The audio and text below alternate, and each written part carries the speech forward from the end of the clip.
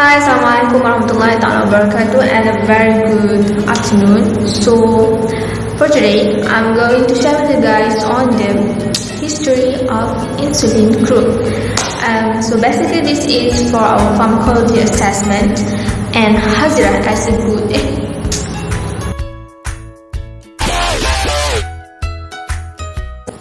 group leader asked us to do whatever types of presentation for our part, and she asked us to wear lab coats, so I just wear it.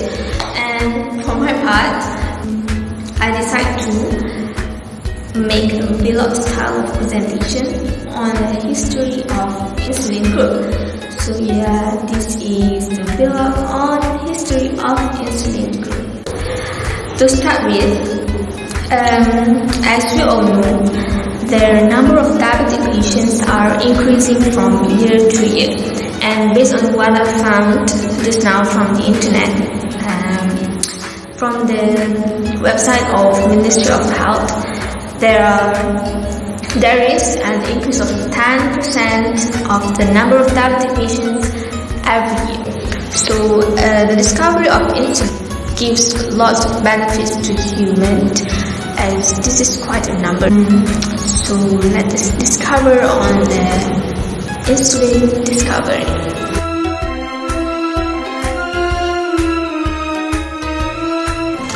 It was a very long story on insulin, because it was believed to have been discovered since 552 before century. This is based on the findings of many medical texts found in Egypt, India and China, which describe everything on diabetes. In 1869, one medical student named as Paul Langerhans, he studied on the histology of pancreas, and he found out that there are two different cells in the pancreas, and it was found out to be Acinar cells and Langerhans cell. The Langerhans cell is the one that is responsible to secrete insulin. After Paul's discovery on the pancreas, there are many scientists come out with lots of experiments to discover on the diabetes cure. After lots of experiments, trials, success and failure, just until 1921, the insulin was discovered. This was initiated by one orthopedic surgeon named as Frederick Banting and one medical student named as Charles Best. They worked together and come up with one idea to isolate the islets of Langerhans. So what did they do? They went to University of Toronto and made Professor John MacLeod, one of the professor of histology and the head of department of University of Toronto, to ask for laboratory space. So Professor John gave them one laboratory space and 10 dogs for the experiment. On 17 May 1921, the experiment started. They isolate the pancreas of some of the dogs, and on September, the pancreatinized dog developed diabetes. The isolated pancreas was then sliced into pieces and then ground up into an injectable extract. The extract was then injected into the dogs, and the dogs was found to have low blood glucose after the injection. So Professor John want to confirm on the discovery, so he gave them the pancreas of the cow, and the results was still the same with the dog. So that's the story on how the first insulin was being produced. So after that, there's lots of experiments, tests, activities being made by the scientists to improve on the safety, efficacy and toxicity of the insulin. Then come out with the insulin that we've used nowadays. So I think that's all from me. Thank you for watching.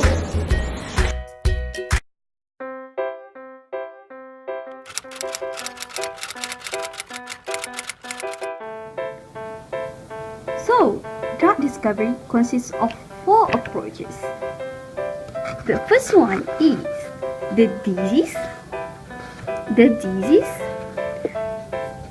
The second one is the drug target. The third point is bioassay. And the fourth point is lead compound. So, let's move on to the first point, which is the disease. Okay, basically, before we want to make any drugs, we need to know what is the disease that we want to treat. At that time, diabetes mellitus was a rare disease that led to death. From the observations, it showed that most of the patients who died of diabetes mellitus showed the pancreas was damaged. From a few discoveries made by the scientists, they found a cluster of cells in pancreas are important in regulating blood sugar level. So, this is the picture of the pancreas. Yeah, something like that, the pancreas. So, what is the important in the pancreas? Basically, in the pancreas is the B cell in the pancreas, a cluster of cells which is called B cells, produce insulin. What function of insulin? Insulin is a hormone which regulates the blood sugar level and decrease the blood sugar level. There are 2 types of diabetes mellitus. The first one, type 1, which is due to the B cells are destroyed. For the type 2, due to insulin resistance, and basically most of the obese people have this kind of DM type 2. And insulin resistance lead to insufficient insulin secretion. So basically, the discovery of insulin drug mainly to solve diabetes mellitus type 1. Okay, so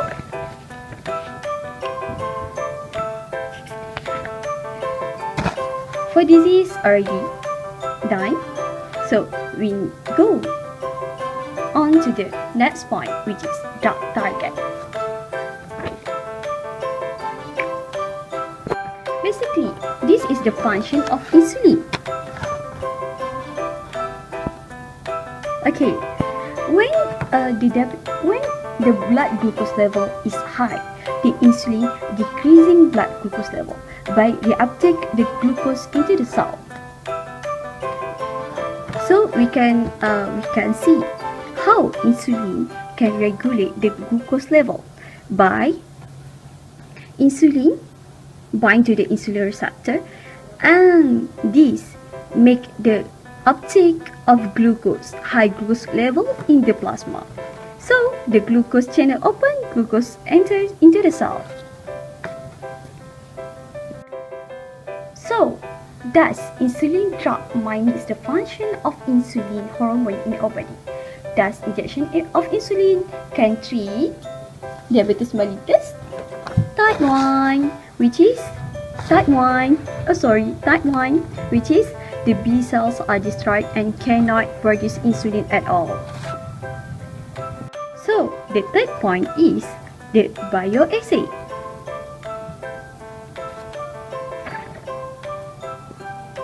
So as we all know that bioassay is known as test system. So guess who is this? This is a professor, which is Frederick Banting, and he is the one, and with his friend Charles Bass, performed the test system by using a dog. The pancreases are removed from the dogs, and the dogs started to show diabetes symptoms. Then the pancreas was sliced and ground out into an injectable extract, and the dogs are injected a few times, and these help the dogs to regain health. For this one, this person is Prof. McLeod, a professor from University of Toronto. He is the one who provides the laboratory for Bunting and Bass to perform the experiment for the isolation of insulin. Then he provides pancreases from cows to make the extract, which is named insulin. So, insulin is isolated and extracted so that it can be injected into the body, as well as helping in treating diabetes mellitus type 1. The fourth point, which is the last point, is the lead compound. What is lead compound? Lead compound is a compound which shows the desired pharmaceutical activity. So, as the insulin is a hormone, so we need to find the hormone itself from animals and extracted it and isolated it to be an injectable drug. So that's all for drug discovery of insulin.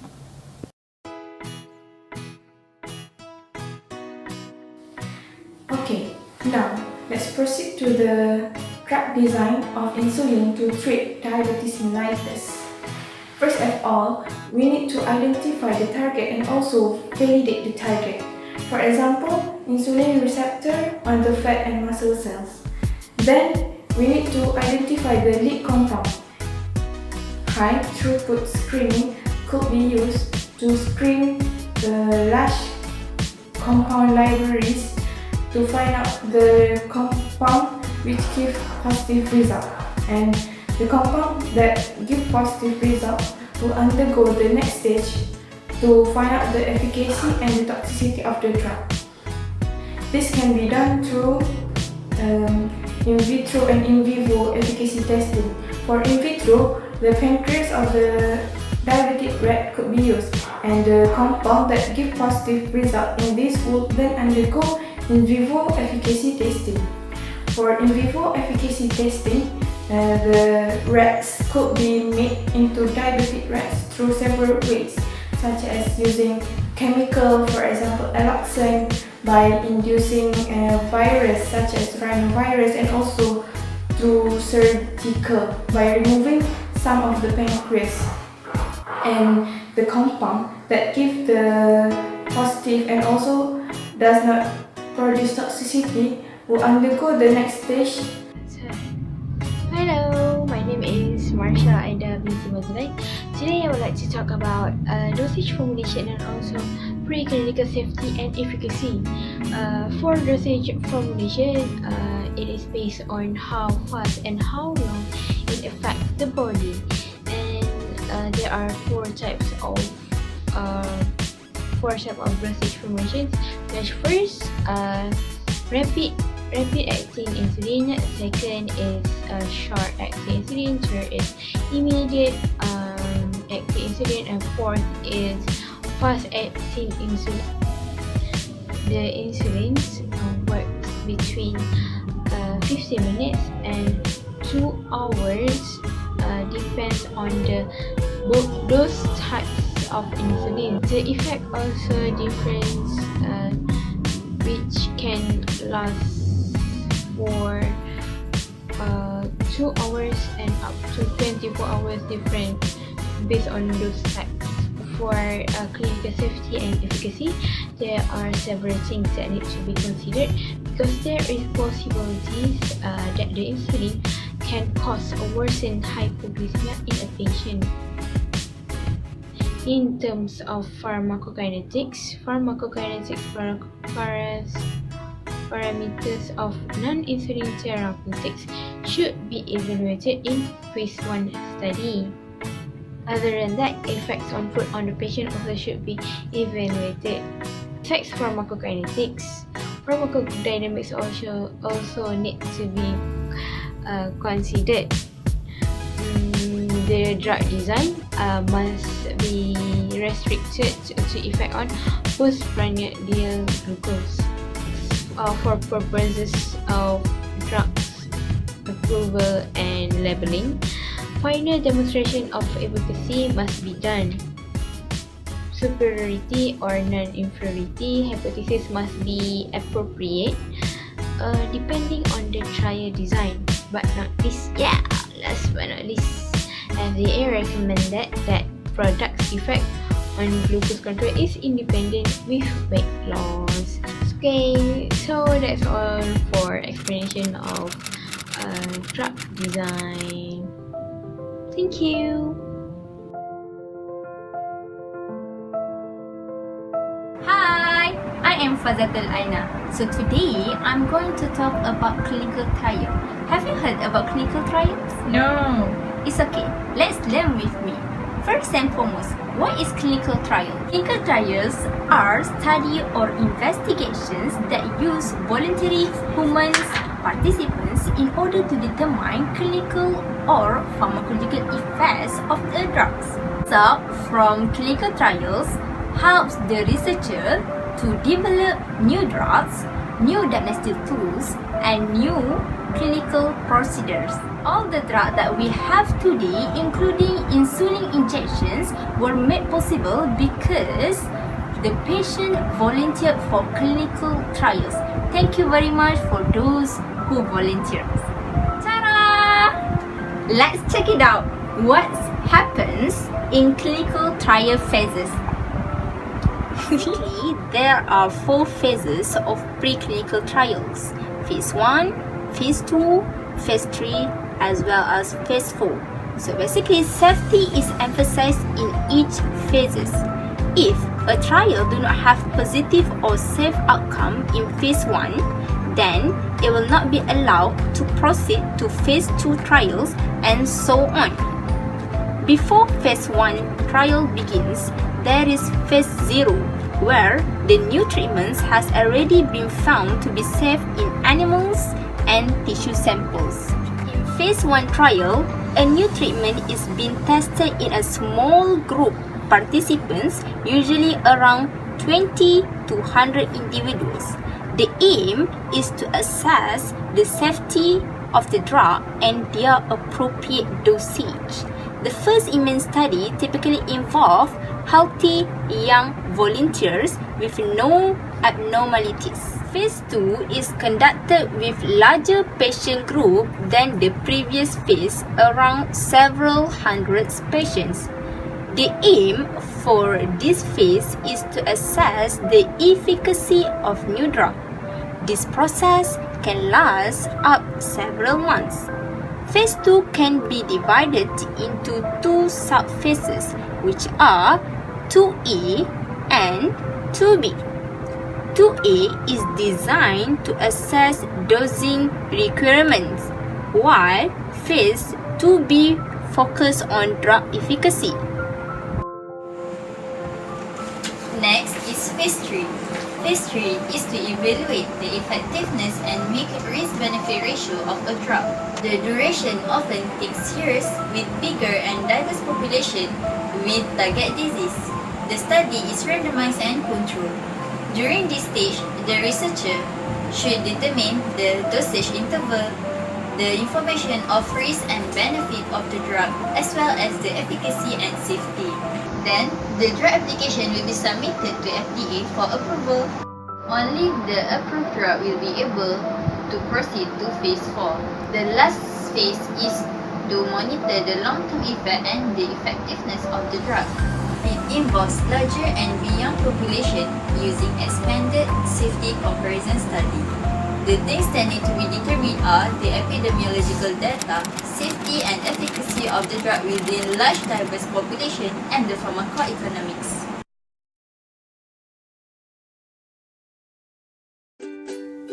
Now we will proceed to the drug manufacturing process of insulin.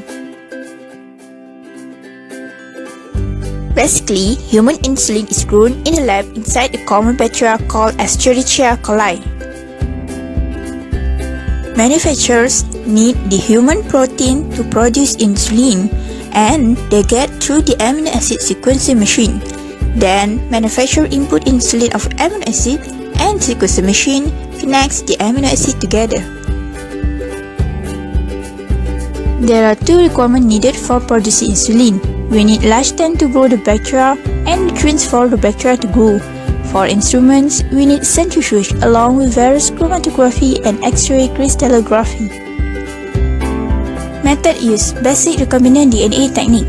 manufacturer manipulate the biological precursor to insulin so it growing inside simple bacteria.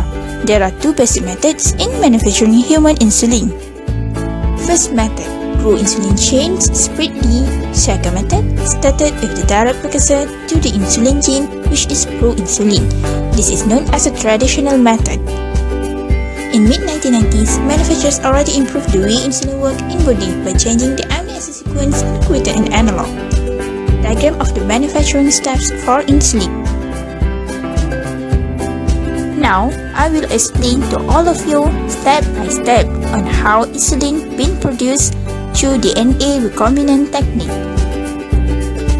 Step 1. Scientists build the human insulin gene in the laboratory.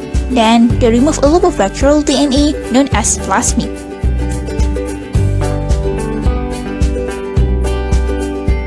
Step 2. Insert the human insulin gene into the plasmid. Step 3. It becomes like this. Step 4. Researchers return the plasmid to the bacteria and Step 5. Put the recombinant bacteria in large fermentation tank. Step 6. There, the recombinant bacteria use the gene to begin producing human insulin. Step 7. Scientists harvest the insulin from the bacteria. Lastly, purify the substance for use as a medicine for people. So, that's all regarding the drug manufacturing process of insulin. Thank you.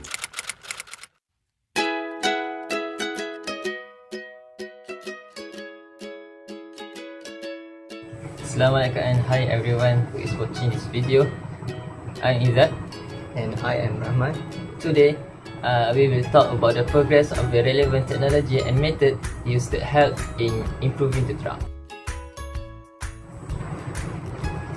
The first issue that I will talk today is regarding the painful of insulin injection. As we know, people who are suffering from diabetes type 1 and type 2, they require to take repetitive injection to maintain the normal glycemic state.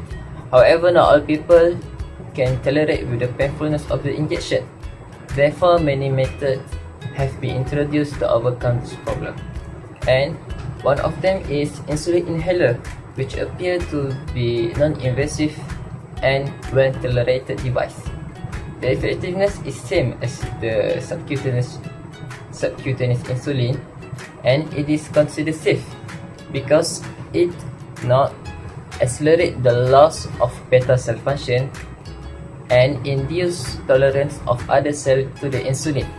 This device works by converting insulin powder into aerosol cloud for the patient to inhale. Then the inhaled insulin will enter the lung deeply and easily absorb into the bloodstream. According to Holschmidt, the inhaled insulin can directly deliver to the CNS and alter the brain function. The insulin in CNS will reduce food intake and body weight. Therefore, it is believed that the inhaled insulin can treat the overweight patients. Next, the second issue regarding the insulin is disability of insulin to across epithelial cell in pulmonary and oral insulin delivery. This happens because of hydrophilic properties of insulin, which disallow them to be absorbed into the bloodstream. Therefore, in order to overcome this problem, chitosan has been used to coat insulin for the delivery. Chitosan is a nanoparticle polysaccharide which composed of two compounds. The first compound is called as beta-1,4 linked D-glucosamine and the second one is N-acetyl D-glucosamine. Okay, now how this chitosan works? Chitosan works by infiltrate into the epithelial cell and transiently open the tight junction. Then insulin will be released and diffused into the bloodstream after degradation of chitosan due to pH of cell cytoplasm. Besides that, the conventional human and porcine insulins tend to form hexamer in contact with zinc in the bloodstream. In this situation, insulin complex will not bind to their receptors because they dissociate slowly into monomers, thus delaying absorption. As a result, it delays the onset of action for about half to 1 hour, prolong the time of peak action for 2 to 3 hours, and extend the duration of action from 5 to 8 hours. If this situation occurred, the insulin do not ideally mimic physiological body secretion of natural insulin, and it can cause postprandial hyperglycemia and late postprandial hypoglycemia. The solution for this problem is the production of inhaled insulin, such as Afrezza. Afrezza is an ultra-rapid-acting insulin which can be inhaled at the beginning of a meal. The peak action of this type of insulin can be seen within 12 to 15 minutes, and it is out of system within 1 hour.